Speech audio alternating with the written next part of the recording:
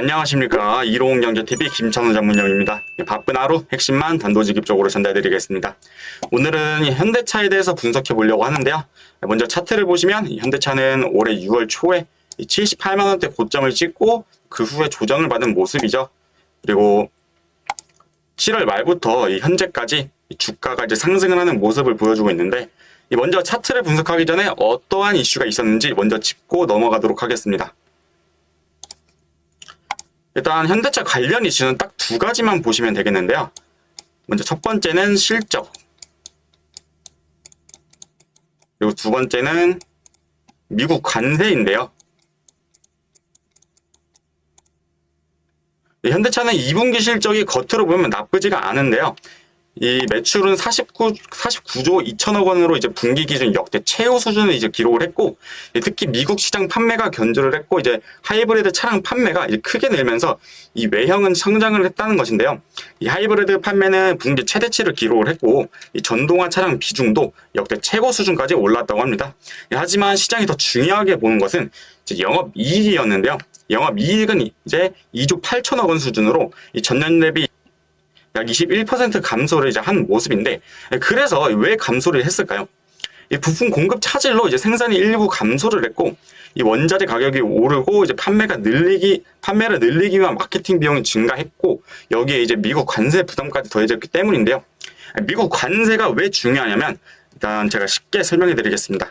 현대차는 미국에서 차를 많이 팔지만, 이 미국에서 판매하는 차량 중 상당수를 아직도 이제 한국에서 생산해서 수출을 하는데요. 이 미국이 수입 자동차에 이 높은 관세를 이제 부과하면 현대차는 미국으로 차를 보낼 때 그만큼 비용이 늘어나게 되는 거죠. 예를 들어서 원래 차 한 대를 팔아서 1,000만 원에 이제 1,000만 원 남기던 회사가 이 관세 때문에 100만 원에서 200만 원의 추가 비용이 발생하면 이 같은 가격에 팔아도 이익이 크게 줄어드는 것이죠.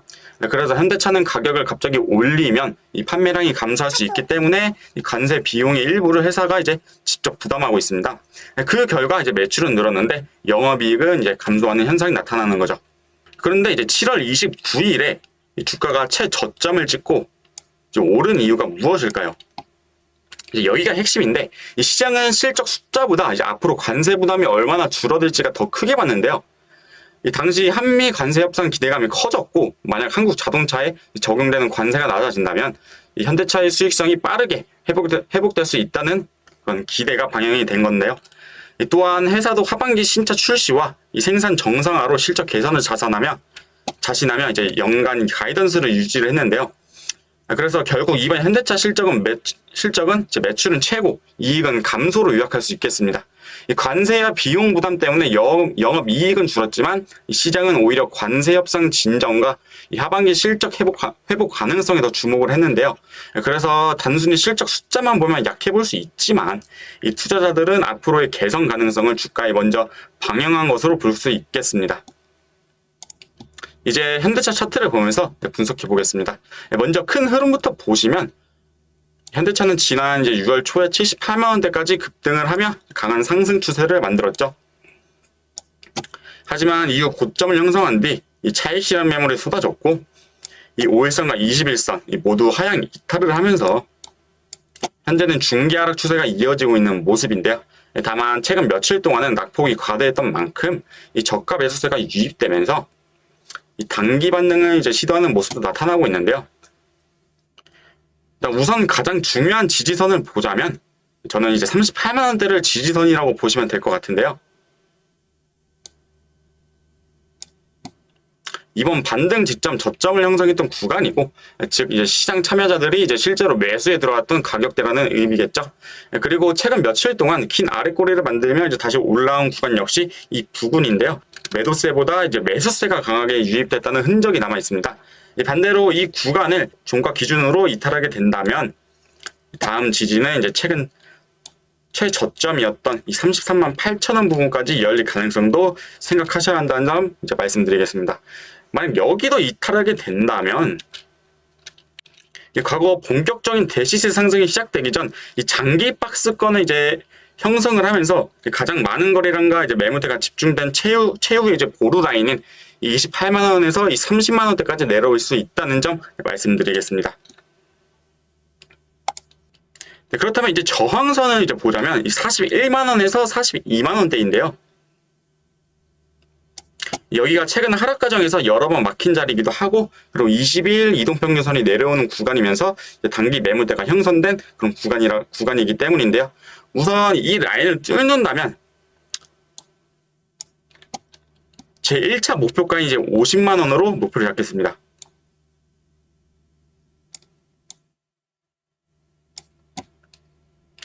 네, 이렇게 차트를 보시면 지난 6월 말에 이 구간에서 이제 박스권이 형성이 됐었는데,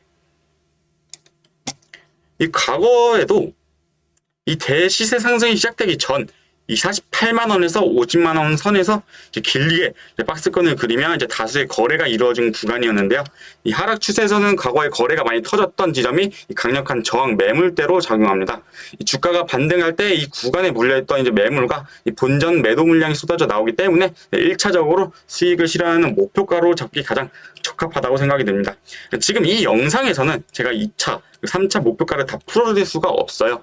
그래서 저는 이제 거래량과 수급, 그리고 각종 시장의 지표들까지 더해서 실시간으로 판단을 하기 때문에 이런 걸 바로바로 이제 알고 싶다 하시는 분들께서는 영상 아래 댓글창 또는 더보기란에 이제 카카오톡 오픈 채팅방 이제 링크를 걸어 두었으니까 들어오셔가지고 많은 정보 얻어가시길 바라겠습니다. 네, 이렇게 정리를 하자면 개인적으로 현대차를 긍정적으로 보는 이유는 단순히 자동차 판매 때문만은 아닙니다. 최근 현대차는 이제 보스턴 다이내믹스를 이제 사실상 100% 자회사로 편입하면서 이 AI 로봇 사업에 더욱 속도를 내고 있는데요. 이 앞으로 자동차와 휴머노이드 로봇, 그리고 피지컬 AI가 결합되는 시대가 온다면 현대차의 기업 가치는 지금보다 한 단계 더 재평가될 가능성도 충분하다고 생각이 듭니다. 물론 단기적으로는 제가 아까 말한 이제 저항선을 돌파하는지가 중요하지만 중장기적으로는 자동차 기업을 넘어 AI와 로보틱스 기업으로 변화하는 과정도 함께 지켜볼 필요가 있겠습니다. 네, 오늘 제가 준비한 영상은 여기까지고요. 오늘 분석한 차트 정말 더 섬세하게 알고 싶다 하시는 분들은 망설일 시간이 없습니다. 네, 더 자세한 대응 전략이 필요하신 분은 이 하단 고정 댓글에 카카오톡 링크로 들어오시면 실시간 장중 관심주부터 급등 뉴스, 그리고 핵심 시황까지 가장 빠르게 잡아드리고 있으니까요. 네, 보유 종목 고민하지 마시고 지금 바로 문의해 주시길 바라겠습니다. 지금까지 이로운 경제TV 김찬훈 전문역이었습니다. 감사합니다.